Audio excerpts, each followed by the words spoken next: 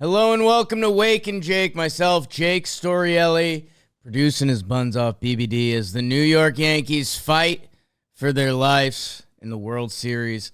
After going down 3-0. Last time I talked to you on Monday morning, I was like, let's bring it back home. That game 1 loss. We'll just put it in our rear view.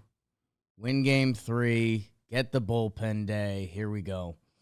They did not win game 3. They got dominated in game 3. The scoreboard looks a lot closer than it was as the Dodgers had a couple. They had runners on first and third, nobody out. And they also had a bases loaded situation against, I believe it was Mark Leiter Jr. I think both were. That game 2, if you look at the box score and it pops up a 4-2 score, or game 3, excuse me, they both did. But game 3, that was not a 4-2 game. The Yankees literally homered with 2 outs in the bottom of the 9th to make it go from 4-0 to 4-2. Would have been cool if Gleyber got on and gave Soto a chance. He did not. So the Yankees are down 3-0. And very, very well known in baseball circles, but only one team has come back down 3-0. And it was the Boston Red Sox against the New York Yankees in 2004. There's a documentary out about it right now. I think we were supposed to kind of be in a couple of the scenes produced by the Barnacle Bros. They came to our office. I think our friends at MLB said, "You sure you need those guys?" That's for another time. And in the World Series, this is what was, I'm going to label this as cool for now, because I'm still a little broken about the Yankees. We don't think the Yankees are going to win the World Series. But the stats that were coming out were nuts. The fact that only 3 teams had taken it to Game 5?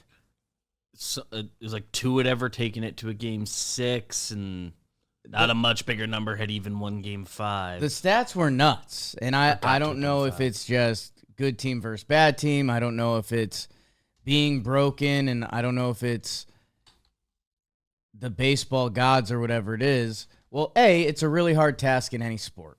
In any of the sports that play 7-game series, if you go down 3-0, you're usually outgunned. And it's usually going to be hard to come back from that. We have seen, and it's a theory that I've been working on in my shower thoughts, the fact that analytics has gotten into sports with more scoring. Like, that's kind of the key, right? Like, they used to rush the ball on every down in football. Basketball, they've started shooting more threes. Baseball, they essentially try to hit more home runs. That when these things come to fruition, there's more scoring, which if there's more scoring, that allows wider range of results. There's something there. I could publish something. I won't. But we have seen, the Celtics came back from down 3-0 against the Sixers, if I remember correctly, but they lost Game 7. Tatum got hurt on, the first play. Otherwise, I think that would be something we'd talk about more. Football obviously doesn't work this way, but, we're seeing the largest comebacks in football history. Do you remember when the Jaguars came back in their wild card game? I'll say that was like 28-3. The more scoring, the bigger the comebacks. For the Yankees, God, I hope Game 1 doesn't haunt us as Yankee fans, because I might as well do this part. I just did it with my guy Luis at the front desk of our building. God, I hope Game 1 doesn't come back to hurt us. A little inside, Luis, awesome cat. About very similar body type to me. Nice little goatee. Plays soccer. We talk about it.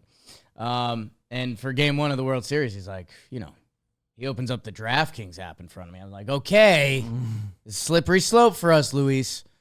But I was like, the Yankees should win this game. I'm a Yankees fan. But it was Gerrit Cole. It was Jack Flaherty coming off of a very bad start that we didn't know. We didn't know what that meant. And for Yankee fans, I think the other thing going through their head, me and Jim were in lockstep on this. The Yamamoto game seemed like the scarier game. I think the Dodgers even lined up Yamamoto for game 2 just because they know what they're going to get from him a little more than Flaherty. The Yankees had a really good chance to win that game 1, whether it's the not connected relay throw, whether it's, there was 2 outs in the 10th inning. If Freddie Freeman gets under it by another inch, and that's caught at the warning track by Soto, we're talking about a 2-2 series. We are not. Dodgers won game 1. They go up 3-0. It is now 3-1 after the Yankees win bullpen day. The offense goes off.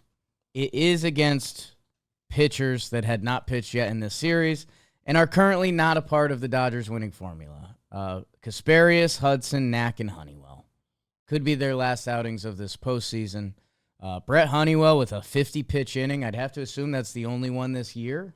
I don't know how you research that. That feels like something you type in and you hope StatMuse has. But postseason, I'd say for sure postseason. You'd like to think, right? The thing that will be interesting tonight, we'll be in the building for Game 5. Excited for that. Never been to a Yankees World Series game. I've been to Diamondbacks Game 5 elimination last year. People forget that. That's been haunting me a little bit. That was kind of a bad time. Guy just wanted me to get in the damn pool. I said, if the Diamondbacks score you a run, they did not score him a run. In and out one day. That was a big Jake one. Also, the 2020 World Series. In the building for that. The Randy Arozarena crazy play at third base game. Very excited to see the stadium tonight. It's Gerrit Cole.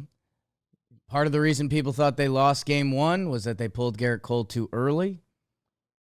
The Yankees have loved their A bullpen this playoffs, and their bullpen has been great. Their bullpen has been the best unit on their team throughout the playoffs. Their bullpen has been really strong. That they pulled Gerrit Cole after 88 pitches. They went to their bullpen, and, the sliding doors effect, if they had given Gerrit Cole 1 or 2 more batters, would that have extended Luke Weaver for extra innings? Do they win that game? You could play that game all day. Part of me thinks the Yankees analytics team was like, this series is, it's only 3% the Yankees get swept. Then they're looking at a sweep. It's where sports gets dramatic, and it's what people want to hear. It's truly a bit of a Gerrit Cole legacy game. In a way, it's not. If the Yanks go down and it's sad like their at-bats were in game 2 and 3, it'll become something we talk about in Talkin Yanks when next postseason rolls around. If Gerrit Cole has a solid start tonight, if he has a mess start tonight, you're like, Gerrit, that game 5, the series was over. No team's ever come back 3-0. He should be no restrictions. Gerrit Cole tonight should be what baseball has been asking for starting pitchers for the past 10 years now, is to get back to the, hey, dude, this is a World Series game. You've got 115 bullets if you need them. I'm obviously rooting to see a special type performance from Gerrit Cole. The Yankees have their good bullpen available. They did not burn him out last night. Tommy Kahnle does not pitch. Luke Weaver throws 19 pitches. He was going to come out for the 9th inning, but they didn't need him because they opened up the scoring. So it would be his 3rd day in a row pitching. Six bullets on Monday. 21 last night, 21. Can you do something for me? If the Yankees win tonight, belief starts to kick in for Yankee fans, which is scary and stinks. I'm also the range of emotions, remembering that game 1, whenever those emotions come back into play, that's going to sting a lot. Potentially. The thing I'm interested to see, because it was a 1-run game at one point last night. And decently into the game. And a risky, I shouldn't say a risky move by the Yankees. I think it was the right move. Luis Gil had looked pretty good after giving up another 2-run homer to Freddie Freeman.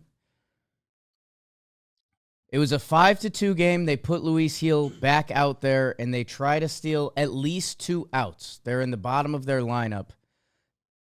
The 8-9 hitter. Home run Will Smith, walk Tommy Edman. Here comes Shohei, tying run at the plate. Hello. Welcome to the goddamn show. They end up somewhat getting out of it. Glaber can't turn a double play, which I was joking last night on Talkin Baseball. If we were doing defensive runs saved in 1992 and we were just like tracking it literally, Glaber would be at -2 defensive runs saved from the relay throw and not turning that double play last night with the tough toss to Volpe. He hits a 3-run homer later, so net, Glaber good. Dave Roberts and the Dodgers did not use their good bullpen in this game. And this has been a topic that I have now covered through the Mets series. I think we covered it in the Padres series. The Dodgers have an A bullpen that is an absolute weapon for them, except Treinen. Little asterisk, the Yankees have now gotten to him in both of his outings. Between Banda and Vesia, the lefties and that can go through the bottom of the order, and then Kopech, and then Brusdar Graterol. Who had big Brusdar looking like this? We didn't know he was going to be on the roster. And he has an argument for the best reliever in the series right now. That they've got Kopech and Graterol to go through the righty lanes. They've got Vesia and Banda to go through the lefty lanes. And again, Blake Treinen, still Blake Treinen, but the Yanks have had a little bit of success against him. Could they have gone out and tried to get that game yesterday? I don't know. The answer is probably no, right? And we've seen them. They punted game 2 against the Mets. They lost game 5 and didn't deplore their good bullpen against the Mets. And it didn't burn them at all. In fact, it kind of allowed them to refresh one of the strengths of their teams. They came out, they won the rest of their games that they needed. The only thing I would say for the Yankees, and, it's what you believe in sports and baseball. They did allow the Yankees bats to wake up.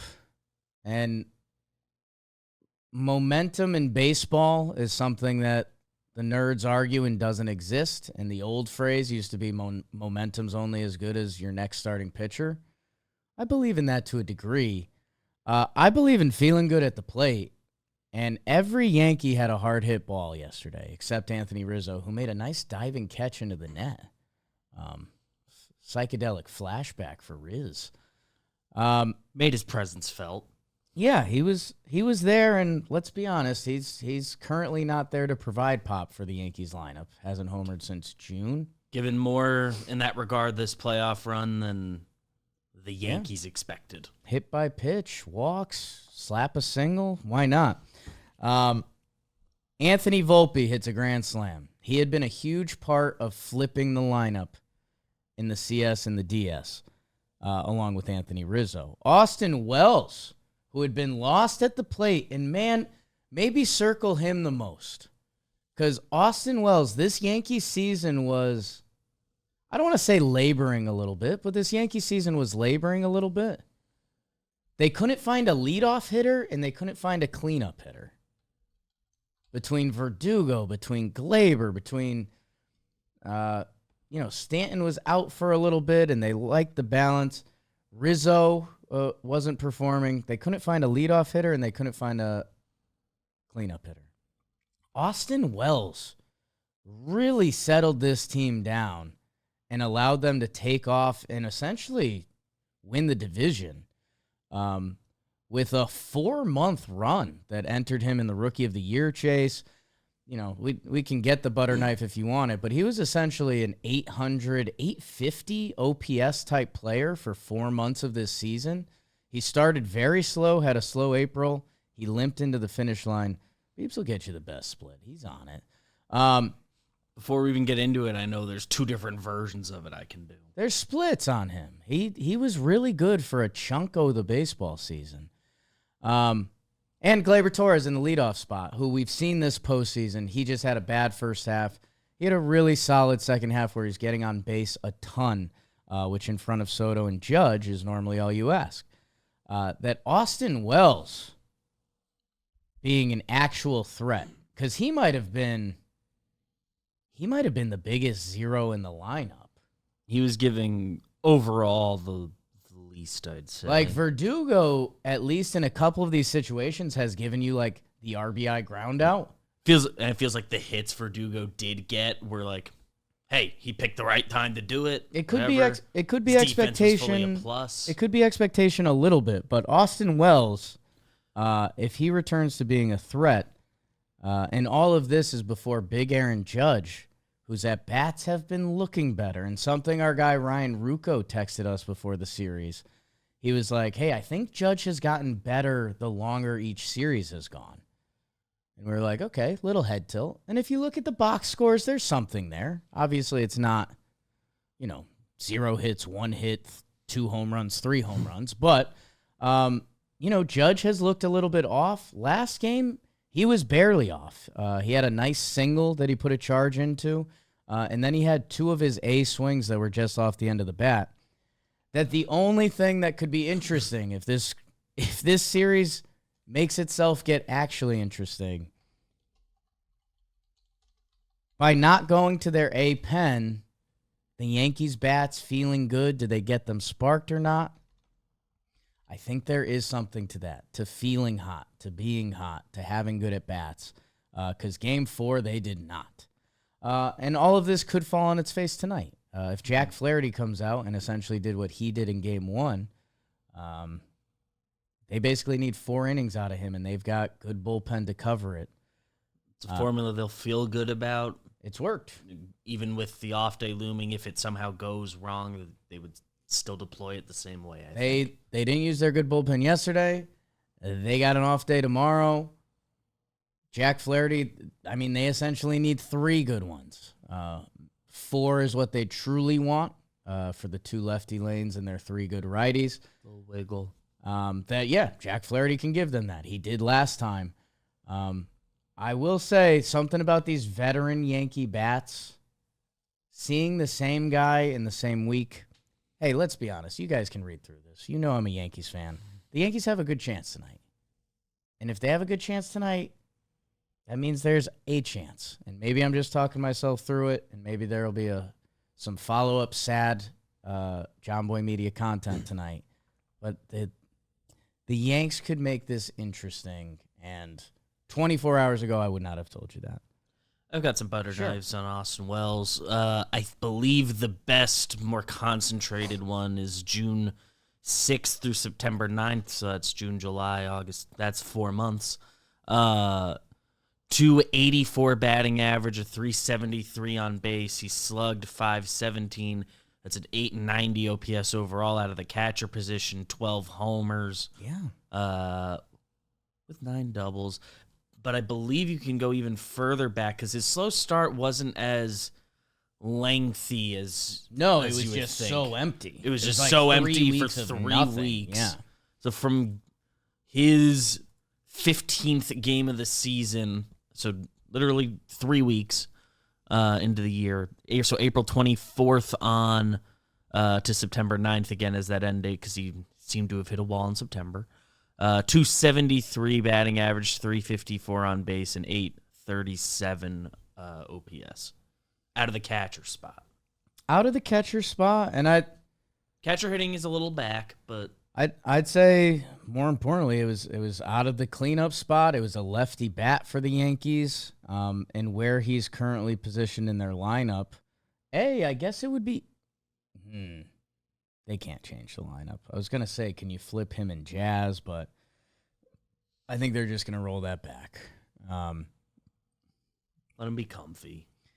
Hey, don't give up a 2-run homer to Freddie Freeman in the first inning. That would be helpful. And It's not anything yet. Nothing is anything yet. Maybe that's what I should have started yet. Nothing is anything yet. The Dodgers could win a ball game tonight pretty easily, and not surprisingly. They could get 4 off of Cole, a solo shot and a 3-run homer, and the Yankees' bats go quiet again in the first couple innings, and that's it. If the Yanks do find a way to win a game, and Shohei, who's been having a tough World Series and is obviously banged up, he's literally running the bases while holding his jersey. We haven't seen that one before. And I think like Robert straight up said, like in his postgame last night, like he will not be stealing. Right. Which is like, given the way he was running, I guessed that a little bit, but kind of crazy to straight up say it. He kind of can't slide right. I guess we'll see. You know, that's something that you could World Series. You could look back at on Wink. But yeah, it currently doesn't feel like the bottom. It feels like the bottoms of the lineups flipped last night. Muncy had some tough at bats. Kike didn't do anything. Between passing the baton to Freddie and the constant threat of Teoscar, Betts, and Shohei, that the Dodgers were kind of relentless. It felt like the top of their lineup was coming up every other inning, where the Yankees, they only had their 2 innings with a chance. Last night felt a little different. So let's see. We'll be in the building for it. If they win tonight, Yankee fans are going to believe. I need to slow myself down because I think they can win tonight. Let's have another fun day of baseball. Last night's game was fun. It was against the Dodgers C squad pitching. And man, oh man, let's I don't know. Dodger fans just want this to end. And I would get that. If I was a Dodgers fan, that's what I would be saying too. Let's see what happens tonight. Let's tee up the football weekend a little bit because, again, sad 9 innings of baseball later, and it could be football. It could be only football for some people. This weekend, no more London games. Sad. God, there could be a Friday night baseball game. Don't get me started. On that. It starts off Thursday. Hey, Thursday night's going to be free of baseball either way. It is Halloween. Ooh. Good spooky noise. Speaking of spooky, the New York Jets. Currently on a 5-game losing streak, or am I selling that short? It's a 5-game losing streak. If you remember, they went 2-1. They lost a 10-9 game to Bo Nix and the Denver Broncos. You remember that one? And then it has spiraled for them. They lost a 1-score game to the Vikings. They lost a 3-point game to the Buffalo Bills. They got kind of whooped by the Steelers after going up on them early. And then the New England Patriots beat them. The Texans come into town. I don't know, man. I think the Texans are a really good team. Hey, use this if you are a sports gambling person. Let's say you're Joe Sports and you don't gamble. That's okay. Good for you. Houston at the Jets. What would you think the spread on that game would be? I'm Joe Sports. The Houston Texans are 6-2. Their losses are at the Packers and at the Vikings. 2 pretty good losses. That are aging better and better every week. The Vikings lost, they got whooped a little bit, but Packers was a 2-point loss. Like the Texans are currently one of the premier teams in football. You'd say, okay, well, it's in MetLife. Maybe the Jets are going to have some fight. Maybe it's Texans -3, Texans -4. Jets are 2-point favorites, which, if you're one of the people that believes that Vegas and the books always know something more, then this is Exhibit A. I would put a chunk of money on the Jets and say Vegas always knows. I will not be anywhere near this because what is this? The Jets feel primed for disaster. It feels like they're currently in disaster. they're living out a Jets season in front of our eyes. So I don't know. I guess enjoy the rhythmic stylings of old Aaron Rodgers and young C.J. Stroud. Joe Mixon with that Houston offense, they feel like, I won't say unstoppable, but they feel like they're clicking on all cylinders. They did just lose Diggs and Nico Collins with a hamstring thing, so maybe there's something there that they don't believe in Houston's offense as much. But I will watch that game with no skin in the game and see what happens. And enjoy your Halloween. Why not? That brings us to Sunday. No weird early games. Bummer. Dallas at Atlanta. Hey, feels like you should see some scoring there. Falcons favorites. I don't know. Both these teams. Although Atlanta, as much as they stung me with their bad Seahawks at home loss, and sometimes that just happens in the NFL, they bounce back with a nice Bucs win. They've got a pretty little lane here. Cowboys, who are going through their own stuff right now. And then it's Saints-Broncos that they might be able to go on a little something here. And it feels like their offense is clicking. The Kirk Cousins Darnell Mooney connection is real. Pitts had a huge national tight ends game. I don't think there's a lot of believers in them boys right now, and I think the Falcons believers are growing. But last time I did this with the Falcons, they got rolled by Seattle. Should be a lot of action. Like you feel like you're going to look and one of the quarterbacks is going to have 400 yards passing. Miami at Buffalo. Let's see if Tua in Miami has any fight to them. Dropping to 2-5 in Tua's first game back. 3-4 would have felt a lot better. Well, Buffalo kind of continues to roll on, man. 6-2. 3-game win streak out of them. Although, is this a sleeper game or 2 sleeper games? Dolphins, Colts before that Chiefs game I've been hyping up. They're a touchdown favorite. Cincinnati and Las Vegas. I'm kind of going away from Cincinnati for a little bit. They're a touchdown favorite, and they should beat Vegas, but the scent with them has just been off, and maybe this is the week it clicks, and maybe they're going to get on everyone's radar soon. They've got the Ravens the week after that. I just don't know. Sometimes there's just lost seasons, and this one has been feeling this way for a lot of weird games. Since he's got to win me back, I'm off the bandwagon for now. Cleveland, famous Jameis, they host the Chargers. This is must watch. Harbaugh and the Chargers versus Jameis after last week's miracle win. Oh yeah, sign me up for that. Chargers 1-point favorite. Tennessee and New England down in Nash, Vegas. No. Politely no. You don't need to watch that. New York, the G-Men. They host Washington. If you remember, they basically beat Washington. They didn't have a kicker. They should have won that game by 6 points or so. Kicker got hurt on the opening kickoff, which sneaky part of this Jaden Daniels run. Let's see. This is a little potential hangover game for Washington. They won on a Hail Mary. It was Caleb versus Jaden. He's banged up, but he played in that game. I don't know. Seems like a New York Giants moment that this might be my hot take game for them. That they played really well in the first Washington game. They just did everything but win. Carolina, New Orleans, no. Oh, no. In the final 1 p.m. game, my Denver Broncos are heading to Baltimore to face the Orioles. Ravens. Orioles are done. Sorry, guys. To play the Ravens.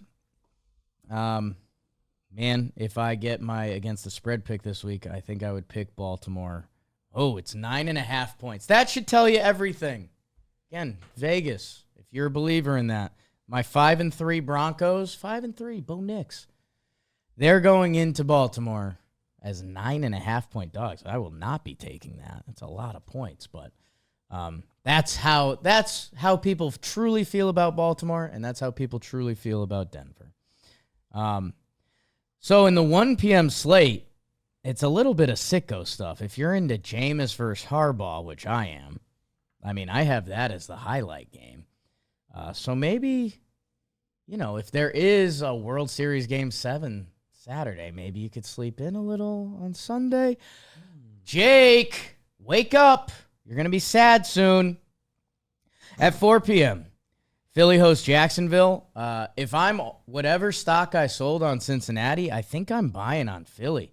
Their past couple box scores has looked like Philly box scores, man. Jalen Hurts only throwing the ball 20 to 25 times and accurately, like easy wins. Pounding the ball on the ground with some strong defense behind it.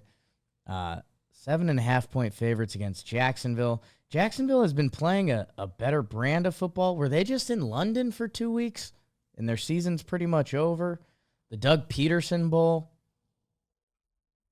No. Arizona, Chicago. Arizona 1-point favorites. God, I have loved the product Arizona has been putting on the field the past few weeks. They've won 3 of their last 4. 49ers, Chargers, Dolphins with Tua. I think that deserves to be mentioned. 2 late-game drives from Kyler when you need it. Man, the Bears, I know I've been a little bit of a Caleb hater, and they're a Hail Mary away from being 5-2 themselves.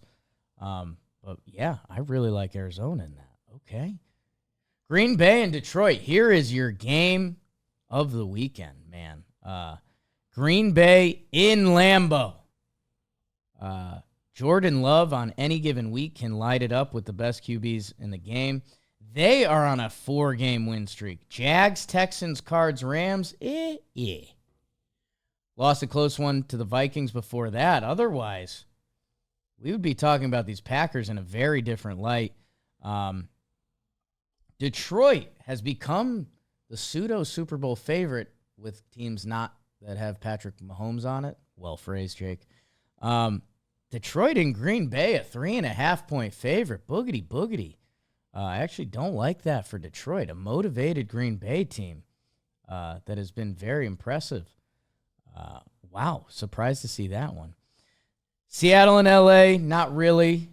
Rams favored on the road. Rams felt like they salvaged their season last week, a chance for them to get to 4-4, while Seattle's at 4-4. Should be some good NFC best action. And then your nightcap, Indy at Minnesota. Joe Flacco gets the starting gig over Anthony Richardson only because he got too tired to play quarterback, which you can't do. You just should have fibbed. Exhibit A of why you should fib sometimes. He'd probably still be the starting quarterback this week if he told a little white lie. Like, I had a little stinger on that play. Minnesota, 5-point favorites at home. That's ugly. In Minnesota, Indianapolis is my favorite, weird team roster. For a while, for a couple years there, they were everyone was kind of like, yo, the Colts are really good. Imagine if Andrew Luck stayed. This roster's stacked. I kind of like every position they have except quarterback. Their wide receivers are weird ones. Pittman is one of the best jump ball guys in the league. Outside of that, he's been banged up. Whatever. Alec Pierce, he feels like he has an extra limb on his arms, that he's a great jump ball guy.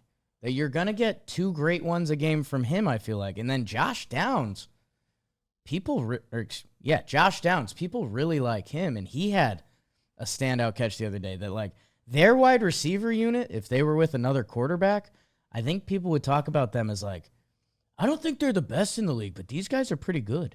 And that's without getting to Adonai Mitchell and Ashton Dulin, who I think had a big punt return and the top pick out of Texas for Mitchell. With Jonathan Taylor as their running back,